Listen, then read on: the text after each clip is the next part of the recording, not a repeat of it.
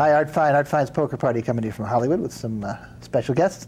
Part 2 of the Jackie DeShannon Show. If you missed Part 1, we'll rehash a little of that in a minute. But here's the guests on the far left. Second time in now.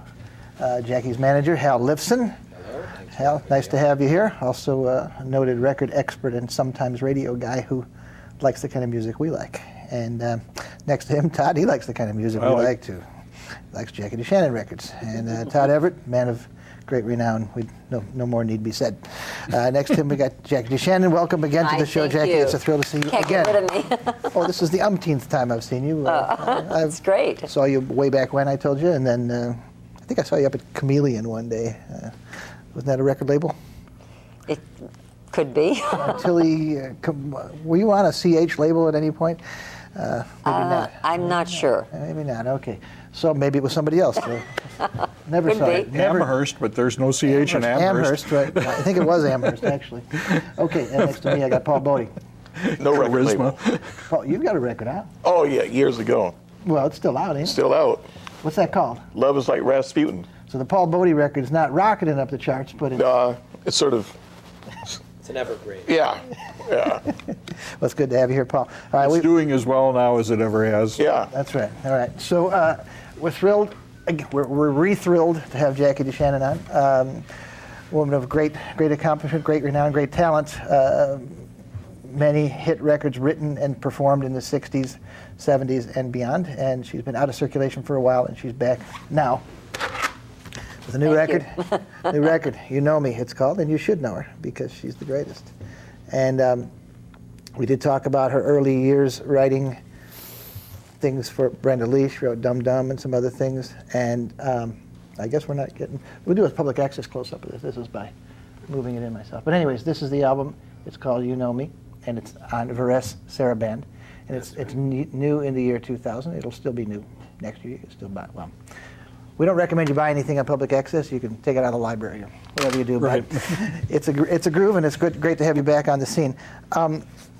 To not double up too much on the previous material, let's talk about things we didn't talk about. Now, you were a woman alone, more or less, blazing a trail, writing and singing and producing all at the same time in the early 60s when you first got into Los Angeles from Kentucky, from Chicago. Correct. And now you were, I know, I look through old newspapers and stuff, and I'll see you're playing at the Troubadour, you're playing this and that. You're at the old Troubadour down in La Cienega. Van Morrison You were and in John Prine. You got in a couple movies. Yeah. Or was it more than one? Or A couple. yeah. So you were a presence on the scene, and you still are, and you're widely hailed for your pioneering efforts. You were singing in the movies, but you were also like Bikini Girl at the beach party in some beach party movies, weren't you too? Yeah, I wasn't quite that, but that's sort of what was going on. I was mainly coming in the door. Let me live with my illusions. I'll leave you with your illusion. I was mainly trying to go in the side door because I wanted to write for films. I wanted to have my music in films, and it sort of turned out that I had the films but not the music that I wanted. What films are we talking about? We're talking about Surf Party, Come On, Let's Live a Little. I did some later work, though, that I thought was pretty good. I did a film.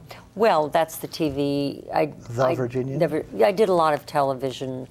Well, not a lot, but a lot for me. Yeah. Music or acting? TV acting. Acting, oh. Yeah, Okay. The Virginian, Name of the Game. What else did I do? I forget all these. So you were semi-seriously pursuing a career path, as they say, as an actor at one point? Yeah, half and half, as long as it didn't interfere with the music. I was a little discouraged, and probably more than discouraged, because, again, I didn't have a record company that had the vision. And so sometimes it would be really painful, and I just would stop for a while and then do the acting because I felt I had more artistic control. I hate to use the word control, but I had the integrity there that was lacking in the vision from the record company. So I just, I was taking acting classes, and it's all part of the piece. It's all one thing. Art school around that time. I had been in art school, and I was just interested in many, many things, and in doing many things. Well, you hit you hit pretty good right off the bat when you got to Los Angeles in '61 or whatever it was. That your records were covered and you had records coming out, and every time you when you walk in the room, and Needles and Pins were both terrific records that obviously didn't do as well as they deserved to do because they were just magnificent. Well, in those days also, the merchandising, other than Presley, you didn't see a lot of heavy merchandising like you do. Like today, it's just, it comes with the territory. But when the Beatles came, then that was the extension of Colonel Parker and Elvis Presley. Then you saw the bobbing dolls. Then you saw merchandising and advertising You didn't at see a its lot finest. of. You see a lot of. I remember Scripto pens with Bobby Darin, and I remember. But not. But the Beatles really brought that, I feel, to the fold, and especially women. They didn't understand what. I was pretty versatile, and at that time it was known as being difficult. So. Before the era of refrigerator magnets. Were you treated at the time as a teenage idol in the sense of, I don't know, she was before you, but Connie Francis or somebody like that, No, in the Tiger Beats of the era? No, You always struck me as being more of a mature artist, even though you're the right I would age. drift over there, Yeah. but my intent and my music, I did not feel was more sophisticated. Was much different than that. But the record company didn't try to Well, they didn't know what it was. help you out in that direction. They wouldn't have signed Bob Dylan. They wouldn't have signed Bruce Springsteen. That would have been way off the mark. We should add, though, that for record collectors that I know watch your show, Jackie did have quite an impressive series of album covers. They were outstanding photos and, in my opinion, very attractive and provocative for the time. And I just was with Jackie at a Tower Records signing we did here in LA and was amazed that a lot of her fans brought these album covers, and to see them again, you realize It was really amazing. Again, as a writer and as a singer, as a producer, it was, for instance, Bette Davis Eyes is a very good example. The demo that we made was a very rock version. When I was recording it, the producer turned it into a shuffle. Just things along those lines, of producing. We haven't mentioned that specifically, but it was your song on your album that was then covered by Kim Carnes. Well, it was my song, nothing to do with the way I had to record it, but I had no other choice. It was that or the album not come out. It was really that rough. Oh yeah. I would say Who was why the producer? Doesn't matter. Not to blame him. It's the record label ultimately. No, they're all lumped in one sum. As I say, John Hammond would not have allowed that. one of the things that I know Jackie was able to do on her new album is really have creative control, whereas Jackie, as an artist in the 60s, had to forfeit so much of that control I had to forfeit over it all. to the corporate executives at the record label. Right. But on You Know Me, this is really Jackie's unfiltered. And it was so strange to be writing a song knowing I was going to record and I didn't have to play it for anybody. It was so, I was just sitting going, I don't have to play. Oh. Which came first, the album or the connection with the record company? Were you able to bring them a tape and say, this is it, take it or leave it, or did they sign you and you? A couple songs you had. I had a Vanished couple in songs, Time. but yeah, I had a couple songs. Vanished in Time I had. And yeah, I did have a couple songs, but in no way were they geared to try to, do anything. I just made the records as I saw them, and You brought in the tapes and they said, keep on doing this. yeah, so no, right. I would say that they were interested in what I was doing now. I mean, Speaking as I was of When You Walk in the Room and Needles and Pins, these two unbelievably great records that you had out, probably those specifically, I'm guessing, are what led to the Beatles paying attention to you? yes. How did this Well, take Brian Epstein loved And the Needles album and Pins, covers. and they liked they loved that music, and it was a big reason that I was on. Well, what happened? What did happen? I mean, you They got a were call? putting people together Yeah. for the tour, and I got the call. It's quite that a call simple. to get. It's quite a call to get. I said, "You're kidding." They said, Who was "No." on that show? The Righteous Brothers, the Exciters, Bill Black combo. I think. Wow. Yeah, I mean, there Nice were different lineup. people. It was Like a Murray the K show. Yeah, Well, yeah. it was a big show. Yeah. Well, I can't. So were they how on many that show, or dates? was that a different tour? How many I can't dates, remember. How many dates of the Beatles tour were you on? 6 weeks of almost one-nighters. Wow. And How that many? was- How long a set did you do? The opening acts did 3 songs, something like I'm that. sorry, what month year of '64 was this? Well, Summer. Summer. Started in the late spring. I was going to say Was it May. spring? But okay, I have a go.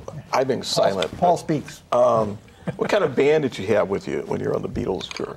As I said, it was just whoever they was playing for all the acts. It was the same. It was the same. Traveled with you. Yeah, we all Bill traveled Black's together. combo. I'm not sure. No, they had other people. But I think that they were also, the tour, they get mixed up. I'm not sure now who was on first. Well, but there was a house band, and that's who played for all of us. There's the old gag about the comedian who opened for the Beatles, Ed Sullivan. I mean, you must have been somewhat impatiently received by some little girls? No, we were all received by everybody. We were all impatiently received. But that didn't bother me because I sang up-tempo songs like Shout. And in fact, Brian Epstein asked me to close the show. Wow. Because artists were getting very upset because they were, being booed and God only knows what. But I just sort of tried to take a hint, and I did things that kept everybody busy and moving. And I want to denounce publicly as Jackie's PR man that the similarity in appearance between Jackie and Julian Lennon is strictly a coincidence and cannot He's be so bad. construed He is as so bad. anything other than mere fodder. But since we're talking about, you made an allusion to her provocative album covers. See, when I saw her, Well, by the 60s standards. yeah, I know, but when I saw her in 1962 on this little tiny TV show, like a local TV show, like on Channel 13. Right. I was a young kid, and I thought it was like seeing Bardot. Right. It was like, That's pretty it good was like company. holy smokes, man. That's pretty good You know, company. so- Thank you. I mean, appreciate that's all I'll that. say about that. I Well- mean, she's well beautiful spoken. now, and she was beautiful then. Oh. I mean, it was like, wow. Waiting for Bardot. That'll be your book. That's your book. But He's still, when again, he's not on camera, he's wiping the drool off. No, I mean, this, heck. the problem was matching the music with the image, and they were really, and it's still confusing to people to this day. Yeah, what are you is the question. Well, right? what Yeah, am I yeah. is the music that's on the CD. That's what I am. For once, there's a lot of Jackie. All the Jackies are together. All the Jackie DeShannons are together on this CD. Just how right you are. Okay. Mr. Sound Booth Man, let's go with number 7 and talk a little about the new album, which is You Know Me, Jackie DeShannon and Vera Saraband. We're going to listen to a little bit of cut 7 right now, Jackie's new album, first one in several years. And liner notes by David Wilde of Rolling Stone magazine. I apparently wasn't home at the time. That hack.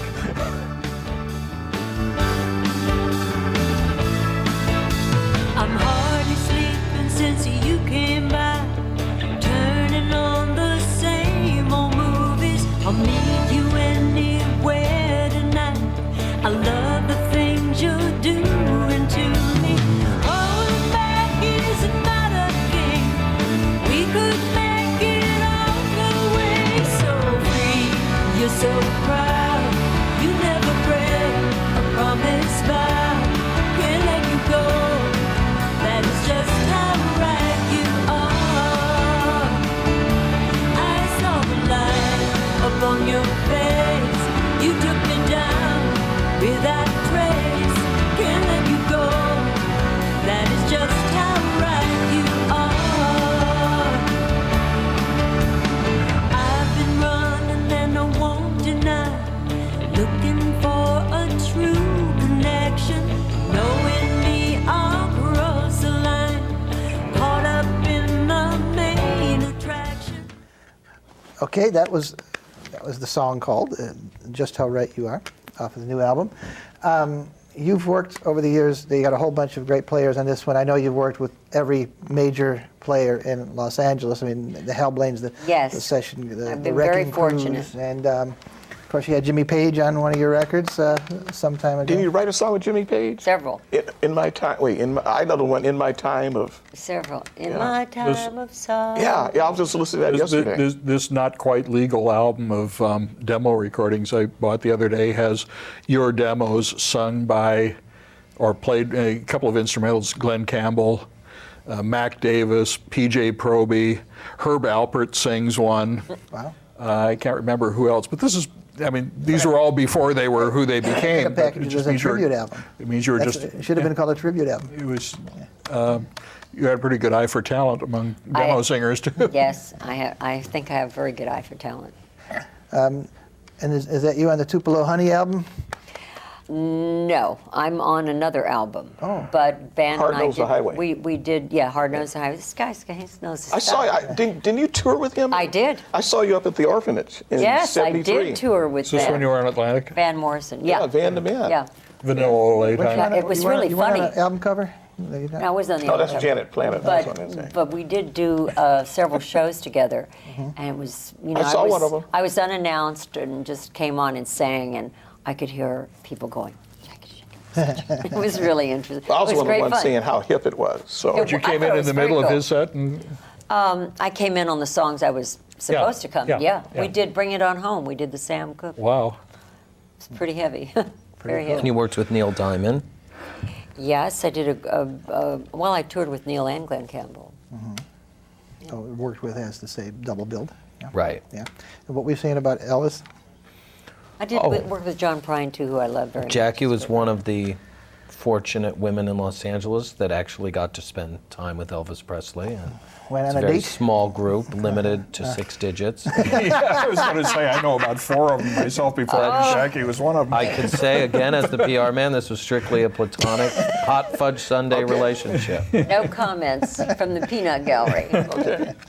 But actually, I think it's interesting to note Jackie would sing gospel music with Elvis Presley. A lot of people don't realize that. They think of Elvis as being Orthodox Jewish. But he actually did indulge in gospel singing at times, Okay. except during the high holidays. Okay, that's good to know. Yeah.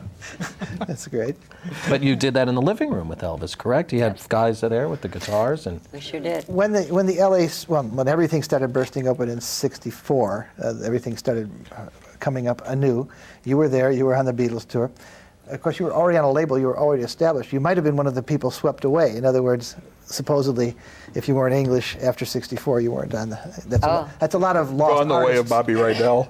It's a lot of lost artist stories. Anyway, it's not always true, of course. now, of course, if you sing in English today, you can't really progress. So, but you were actually on the street in the sense of being at the clubs where all this stuff was developing. You mentioned Love, and we talked about the Byrds before. Right, the Byrds, I mean, definitely. were you an integral part? Were you watching from the sides, or what were you? No, I was writing, and I was, Don't doubt yourself, babe. yeah, I had written a song, and actually they did some demos for me. The Byrds yeah. did? And then when they recorded their first album, they did a song of mine on the album, which is really nice. That was the one you did with Jimmy Page. Wrote with Jimmy. No, don't doubt yourself, babe. Which was that? What Page? Don't doubt yourself, babe. No, but wasn't there a song that you had done with Page? Well, there were several. Yeah. But not on the Mary Byrds. Ann Not Faithful. on the Byrds album. But not that the Byrds had anything to do with. Okay. And plus, Sorry, everybody. We'll you're forgetting- edit that out. plus you're forgetting Come and Stay With Me. Yeah. Mary Ann Mary Ann Faithful. Faithful. That was a great record. Yeah. She just brought something so special to that song. Yeah. So we got up to before we cut off the last show, we got up to Put a Little Love in Your Heart, and we were talking about how it was included almost ad nauseum in Scrooged. Not Because for me. It went on and on and That's on. part of It the did, movie. though. And the It question was I didn't get answered was, did you get paid by the minute on that? I mean, do they?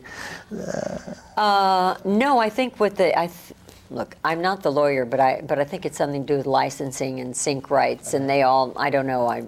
I don't know how that works. You But just I woke did up get this paid, morning and I'm went to sure. the post office, and there it was. That's great. So in the 70s, you were on various labels. So when did you drop out of society, more or less? Well, It's not quite right, but it's, we were raising a child, and Julian. I wanted to be part of that and not miss it because they're adults a long time, and I didn't want to miss that.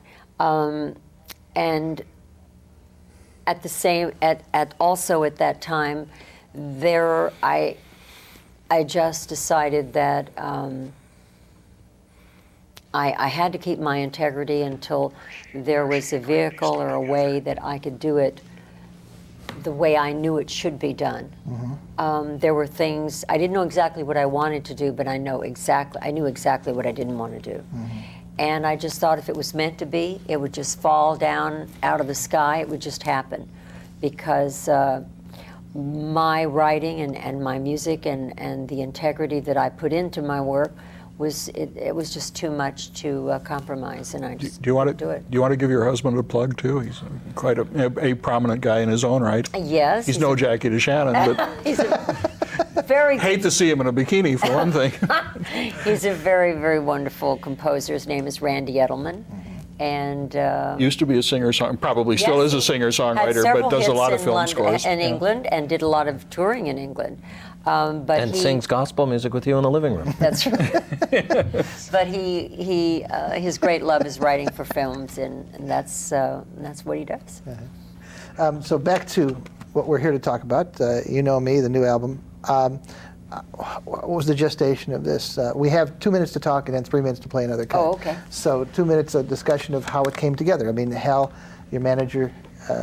Well, came on the Hal scene. was very encouraging. Said you can do this, and I, didn't think I could. But make a long story short, we did it, and I got a new band, a fresh group of guys on the brink of going further and further. They're wonderful musicians, and we just we went in, and no one told us anything what to do. We just played the music till it felt right, and that's what we have. Name another song for me so I can know what to. I really love the song "There Goes the One." I think that's a hit single. All righty. Well, let's go just to number 8 when we do ask for it to be plugged in. So this is a culmination. The songs you mostly wrote recently, or they Yes, several I wrote- years? No, there were a couple that I had started but had not finished, and most all the songs, 99% of them are written for the CD. Great reggae tune on this album, Here On. During the hiatus, let's say, were you compelled to write songs anyways because you liked to, or did you just drop that? No, I kept at it, but and in fact, I had an idea of what I wanted to do, and if I didn't do it, I didn't do it. It had to be right. I mean, you can work on one song for years. It doesn't mean that just because you write it that it's finished. I mean, it's finished when it's finished to you. Okay. So you did an appearance at the Whiskey Yes. not long Oh, ago. so wonderful. Yeah. It was so great to be on stage again and play the music. It's right where I left it. Always feels good. And the Always Whiskey, feels good. no less. So I expect you'll be touring here and there in the near future. I will be. I hope to go abroad this next summer, and I'm looking forward to playing different concerts around the country. It was January 9th. really. Don't forget. Yeah, we're going to do the David Letterman show. Oh, great. He's booked he's booking January 9th already. Hey, That's our That day. gets her That's off a the hook long for- line. But it That's gets our her off date. the hook for playing the Elvis show January 8th, which I run every year at the Whoa. Club Lingerie. Or at the Club Lingerie. Yeah. Yeah, that was the Club Lingerie. I run every year at the House of Blues. God, she Elvis. could have sung a medley of those gospel songs she used to sing. All right, so this has been a two-parter we're very thrilled to have done with Jackie DeShannon. I want to thank you for watching. I want to thank Jackie for coming out of Well, retirement. thank you. I enjoyed it so generally. much, and you And guys are so great. Let's listen to cut 8. There Goes the One off the new Varese Sarah Band Jackie DeShannon album. Like I say, she's got a website. Look up her name and lookup.com. And you get there. And you get there. So thanks a lot for watching, and let's listen to There Goes the One off the brand new album.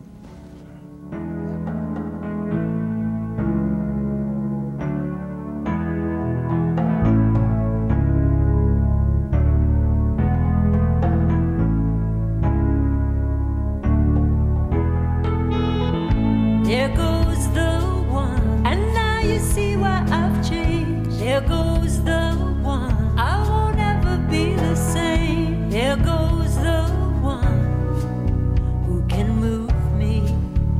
like some good rock and roll, and he can soothe me way down deep in my soul with every heartbeat, all the love I can show. He's the one I'm choosing, don't intend on losing, so fine, that's how he'll do it. This time I got a way to get to it. There goes the one, the way he puts me at ease. There goes the one, I love the books that he reads. There goes the one, and I can't hold back, 'cause the feeling's so right, I'm